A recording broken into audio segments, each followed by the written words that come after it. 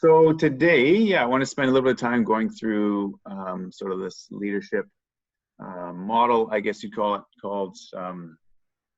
I've titled this session today, "Leading from the Top Right." The model itself is called Invitation and Challenge. So I'm just going to unpack that a bit for us. But before we do that, I wanted to start with a question. You don't have to answer out loud. Actually, I'd suggest you jot down the answer in front of you. So the question is, who's the best boss or the best leader, the best coach or teacher or mentor that you've had? I'm sure you've probably heard of that question before, and someone kind of comes to mind. And so just jot that person's name down, or maybe there's a couple, maybe there's two that come to mind. I'll just give you a second here to think about that. The best boss or leader or coach, mentor you've had, jot their name down.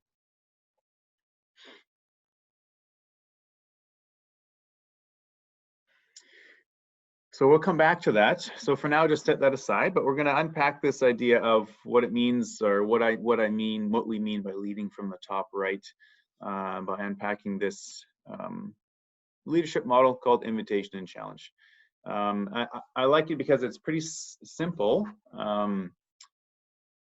but it also really captures sort of everything that I think makes up a good leader and good leadership. So we're talking a lot about this as being a leadership model. I want to just pause for a second and say that another reason I really like this piece is that it's really applicable to almost anyone. You don't have to be in a leadership position. You don't have to be a coach.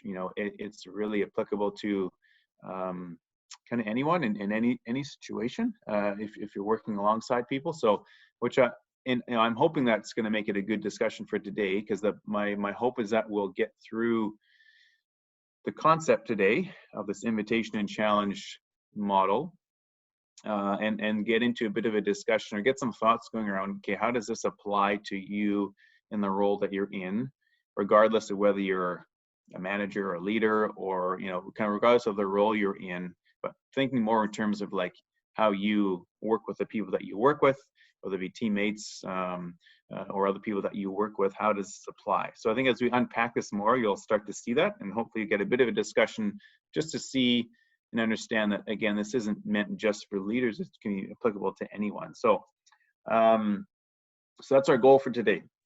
So this model called Invitation and Challenge, if we kind of define the two, so invitation is this invitation to a relationship, and it's a challenge to change. So invitation, another word you can use for it is it's support is another word. So it's this idea of we're blending together invitation, support, and challenge, right? So it's an invitation into a relationship, and I'll unpack a bit of what that looks like. And then there's this challenge to change, challenge to get better, challenge to do things differently, challenge to be more creative. So I think a healthy culture really involves both of these two at healthy levels. So we'll unpack those for us.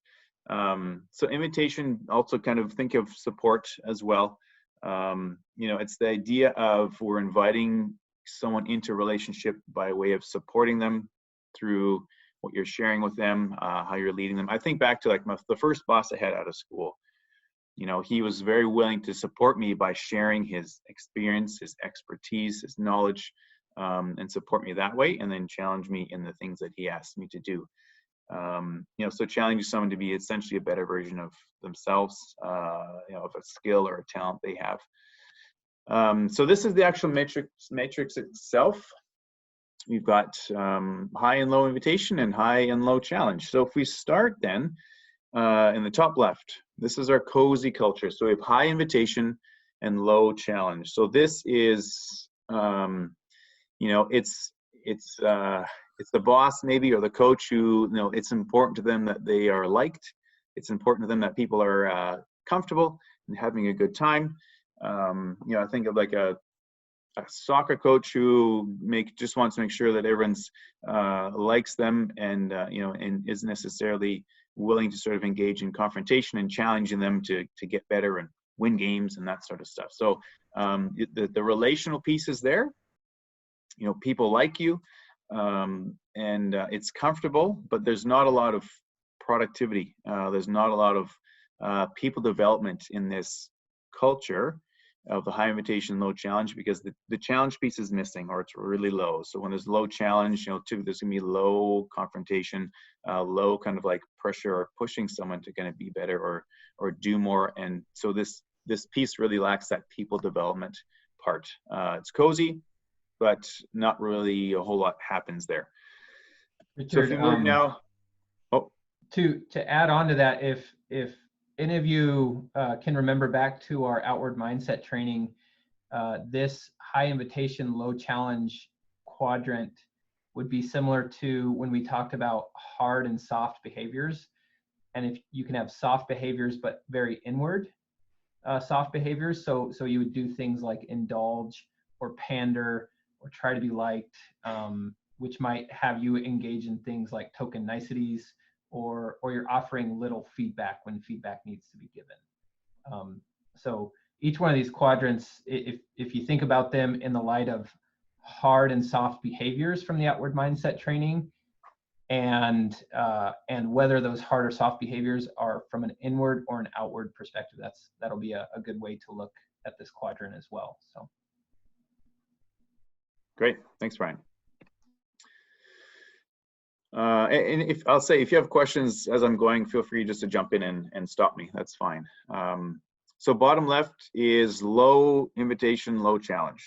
So it's a boring culture. So because there's not really much happening here. So if you think of from a leader's perspective, this leader is probably in a position where maybe they're here, but they don't necessarily want to be. Think of like a classic movie of like an inner city school, and the teacher just doesn't want to be there. They're disinterested. The students don't want to be there. There is no willingness or initiative from the leader's part to really engage or build any sort of relational invitation or support. There's definitely no challenge happening. There's not a lot happening in this quadrant. It's low productivity. There's definitely no people development happening here. It's not an attractive culture at all, right? You think of the top left, it's kind of attractive because it's friendly, it's nice, it's cozy. After a while though, it kind of gets tiring, whereas the bottom left, like, it's not even really an attractive culture to be in for potential leaders or people that would be brought into that culture as well. So that's low invitation, low challenge. Now we work our way around. So high challenge, low invitation. So high challenge, low relational, low support. That was considered the stressed culture. This is it's almost like that coach, going back to that example, who they are driven by the performance of the team, or a boss in an office who's they reward results and nothing else. So there's a lot of stress, there's a lot of pressure to perform, but there isn't necessarily a lot of the support needed to to actually do that performance, right? So again, like, the people development aspect is still relatively low. You could argue, or some may argue, that they kind of don't mind this sort of high challenge, low relational, low invitation, because they don't need the pat on the back, they don't need that sort of stuff. But I mean, I'd argue they need some level of that. So I think the top right is still where they'd want to be, but just the invitation or the support maybe looks different. Because if you think about longer term, this sort of bottom right culture of high challenge, low invitation, people can sort of last only so long under a stressed environment where there's high pressure to perform, high pressure to be challenged, with not a lot of support happening. So the support piece is super important. So then we move up into the top right. This is the empowered quadrant, or the empowered culture, where invitation is high and challenge is high. Now, when I say that, I think one important piece for anyone in a leadership role, or anyone really, even like I said, working in teams and kind of relationships, like, one of the important pieces is understanding the people that you're leading, or the people that you're working with. And by that, I mean knowing how they need to be supported and how they need to be challenged, right? So, by saying high invitation, high challenge, that will look different based on who you're leading or who you're working with, but the concept being that like there's this mixture, a good mixture of support is there, the relationship is there, so that they feel safe and they trust you, but there's also like this awareness and acceptance that they're going to be challenged to, yeah, to do better, to push themselves, to, you know, expand, to learn more, to be, you know, develop themselves. So it's this mixture of those two coming together. And again, it looks a bit different for the different people that you're leading. You know, so I referenced Simon Sinek last time. So he has a similar talk where he talks about why good leaders make you feel safe, and this idea that I feel safe, that I'm not having to look out for myself because I'm supported, and I'm in a relationship. I understand the relationship with my leader, and I feel safe enough then to sort of accept these challenges and to push myself and to do different things, you know, at the risk of potentially failing, but that failure is okay because I'm in this high invitation quadrant. So leading from the top right is this idea of understanding the relationship we have with those we're working with, and understanding how we challenge them well enough so that they're developing themselves and ultimately the team that they're a part of. So that's a quick run through of this piece. Now, if we go back to, well, actually I want to show you one more piece. So typically, like as a newer leader, kind of looking at from that perspective, you're going to start, generally speaking, not everyone, that you're going to start kind of probably in the top left, because you know you want people to like you, right? That's natural. You know, but this is sort of what the movement looks like from that piece over to empower. So as you move from sort of a cozy culture, people wanting people to like you, you know, starting to push more on challenge, you'll actually dip into sort of this stressed quadrant for a little bit because you're pushing on the challenge piece, right? And that causes some stress if people aren't used to it. If they're used to a cozy culture and you want it to be more of an empowered culture, you will move through a stressed time because you're pushing on the challenge. But if you continue to work on the relationships, the invitation and support piece, right, you will come through and eventually move into more of this empowered piece where that relationship support is strong, and then that enables you to challenge more. So that's what sort of the movement looks like from one side to the other. So I wanted to just, again, have a look at that. So looking back at the names that you wrote down for that first question of who, you know, the best leader that you've had or boss or mentor, you know, just on your own, you don't have to necessarily say it out loud, but like on your own, looking at this and kind of based on what you know this, like what, you know, what quadrant would you put them in?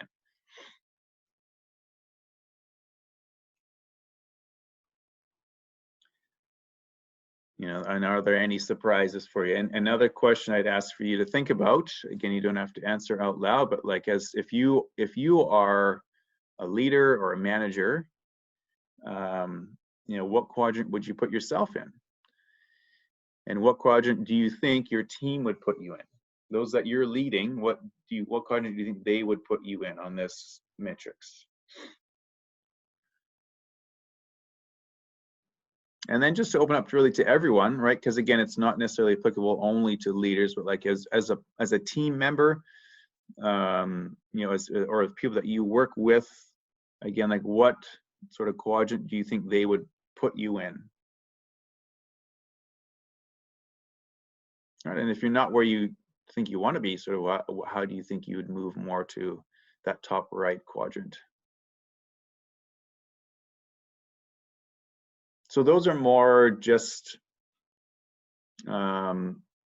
questions to you to kind of think about and reflect on. Again, looking back at the best boss that you wrote down and kind of what quadrant do they fit in. You know, typically if you've had a really, really good boss or a leader or manager or mentor, you know, there's aspects of them that you probably would want to emulate, right? So if you're like thinking of, you know, if you found you put them in this top right quadrant, you know, good indication that there's some good healthy things I think that come out of that, of this high invitation, high challenge piece.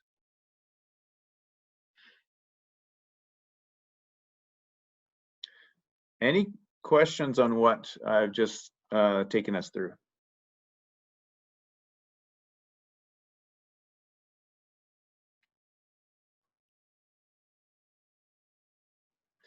Okay. So what I'm hoping we can do is kind of look at this and how does it apply to you in your role. And so if you're a manager and you're leading people, I think you can look at this and again look at those questions. Where would you put yourself? Where do you think your team would put you? If you're willing and vulnerable enough, you can ask them where would they put you in this which quadrant would they put you in.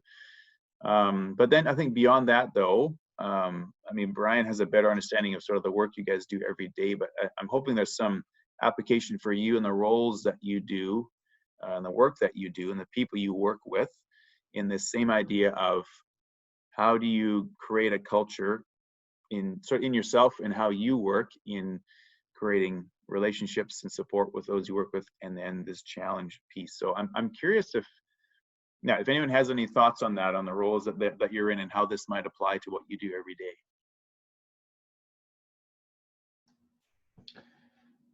Richard, the one comment I would have, can you leave that up there too, just as, yeah, sorry.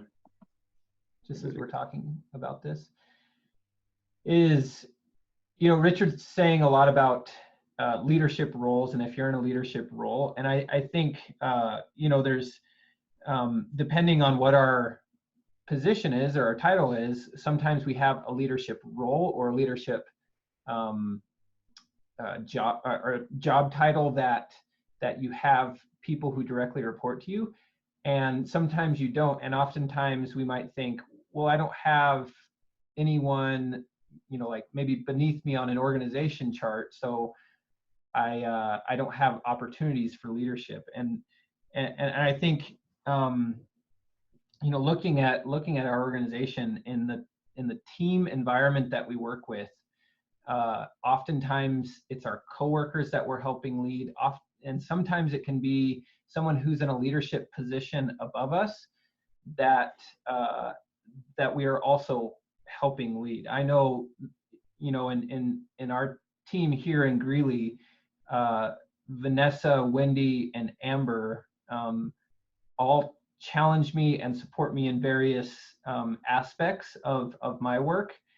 And although on an org chart I might be placed above them, they're doing just as much work helping lead me as I hope that I am helping to do for them as well. So I think you have to think about this in a concept of how am I leading maybe my coworkers who might have the same job title or position as me, and also how am I helping support someone who is in a leadership position above me. So I think this type of model is really good for any type of relationship, and especially as it relates to the work environment. The other way I think this applies to our work is, oftentimes a lot of you are working directly with youth, and you, through your pretrial services, become that leader for that youth in that time. And being able to make, as Richard was saying, that high challenge, high invitation looks different for each person. And as you're working with youth and you're trying to challenge them to greater things, but also support them, what does that look like for that youth? Taking things like being trauma informed into that equation, and how hard you need to push on the challenge side versus how much support you need to give them as well. So those would be my initial thoughts on how I see it applying to our organization and the work we do.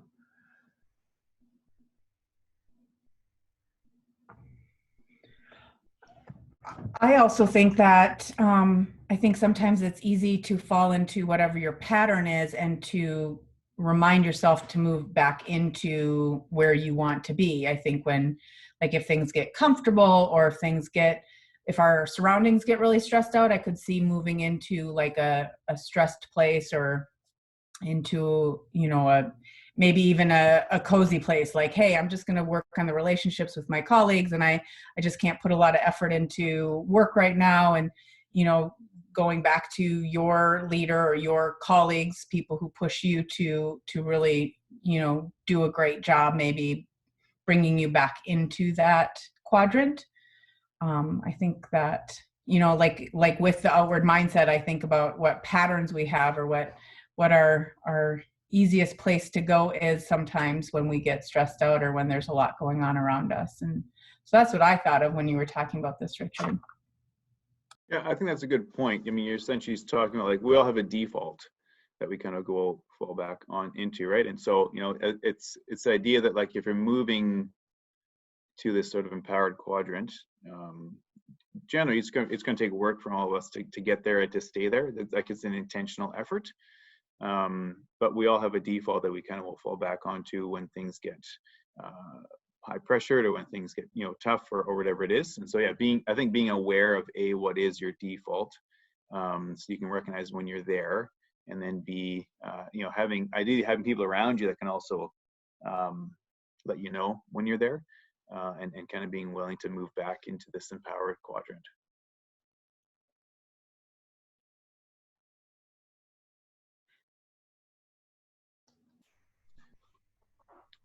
Does anyone else have any thoughts? I mean, I'm curious to hear if anyone's willing to share, if they have any thoughts on what Brian touched on, in working with youth. Like, how would this work in building sort of some a relationship or some support, as well as adding some challenge when you're working with youth?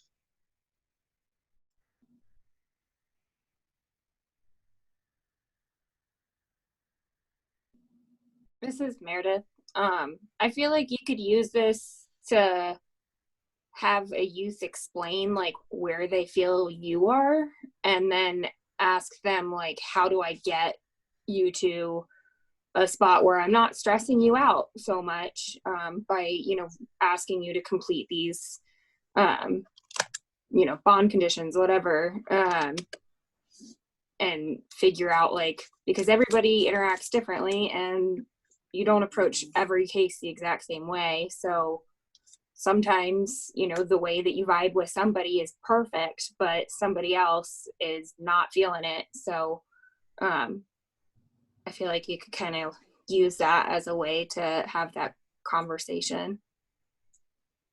Yeah, that's great. That's great.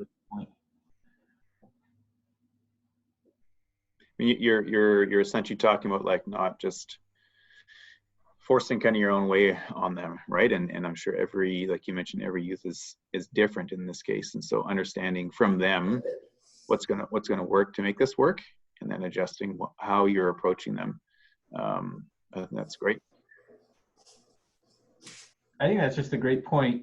Even working with coworkers and supervisors, right? So you could say, okay, if it's a supervisor, you could ask, where do you feel you are in relation to this? Do you feel like you are challenging me hard enough, or you could even disclose to them, in our relationship, supervisor to staff member, I feel like that the challenge is too high and I don't have enough support, or I'm not being challenged enough. I think that's a great point, Meredith, and being able to openly dialogue about this with someone and share where you are at and ask them where they are at.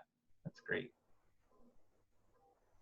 Yeah, I think when you're using that with the kids too, you just got to be like super on top of it, because sometimes with our kids and what they've got going on in their lives, sometimes you can have high invitation, but the minute you start challenging, you actually shut them down. Mm-hmm.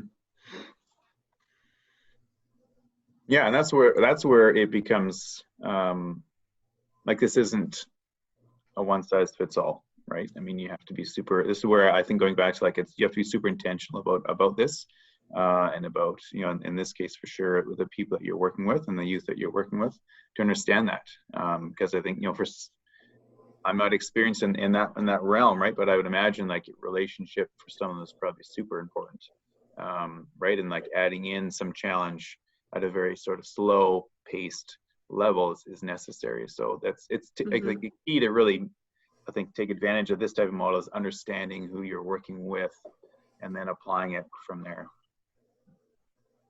Yeah. And sometimes the challenge just needs to come with little itty bitty step-by-step Yeah. instructions on how we're going to get there, because too much at one time can be super overwhelming. Mm-hmm.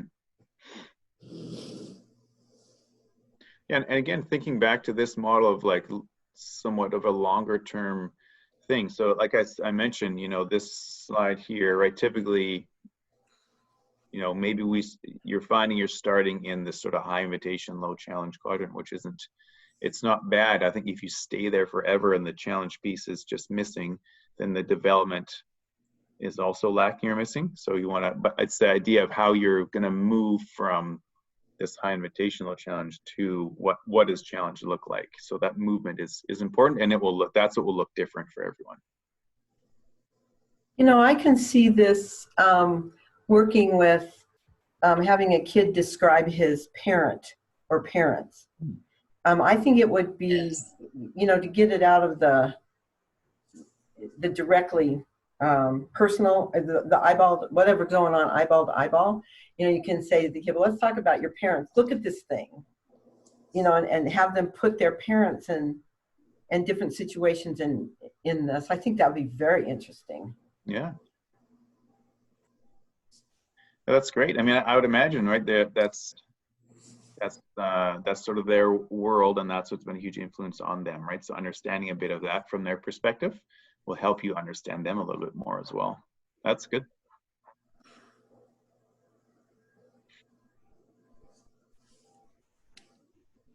Any other thoughts or comments or questions on this?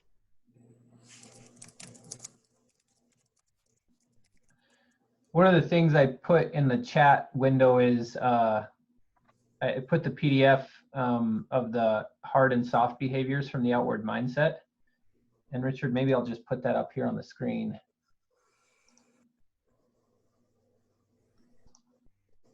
Oh, do I have to maybe? You guys can. No, I can do it here. Okay.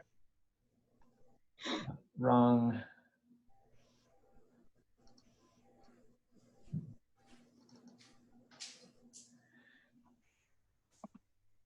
So thinking back to that model, when we're inward, you know, I talked about those soft behaviors, so inwardly soft behaviors, but then also the inwardly hard behaviors, right? So what that stress culture, what that can often look like is people who are behaving with hard behaviors in a way to, you know, manipulate, threaten, or control. And how we view people is we will view them as obstacles, and we tend to criticize, blame, and punish them instead of support. So that high challenge, low support quadrant is not looking at the person as a person. It's looking at that person as an obstacle or an irrelevancy. And if we're looking at them as an irrelevancy, then we're going to ignore, exclude, or belittle them. So versus when we're in that high challenge, high support, that is, you know, that is this outward model of hard and soft behaviors, right? We can exhibit hard behaviors and challenge people. And what that looks like is we're setting high expectations for people, but at the same time, we're listening and learning from them what their concerns are about those high expectations. We give them real responsibility. We challenge them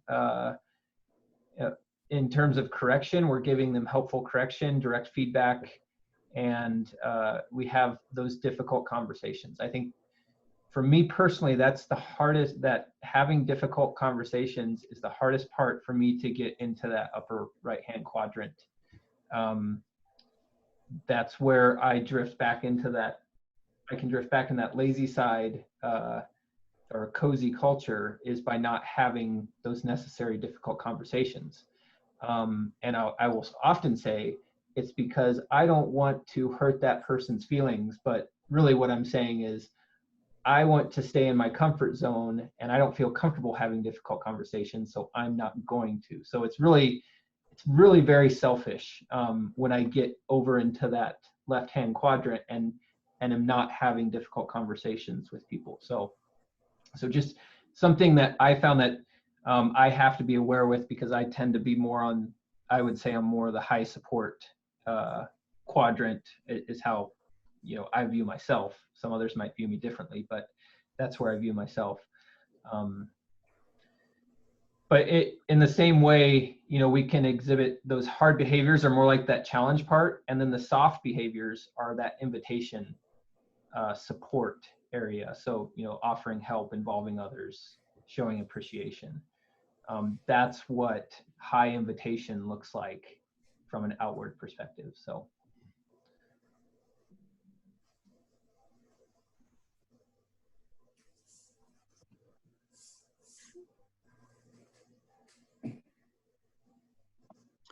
I like that. That ties in really well.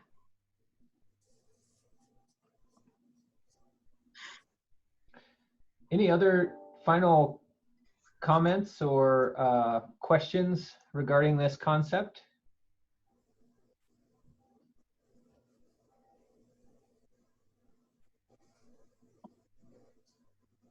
All right. Well,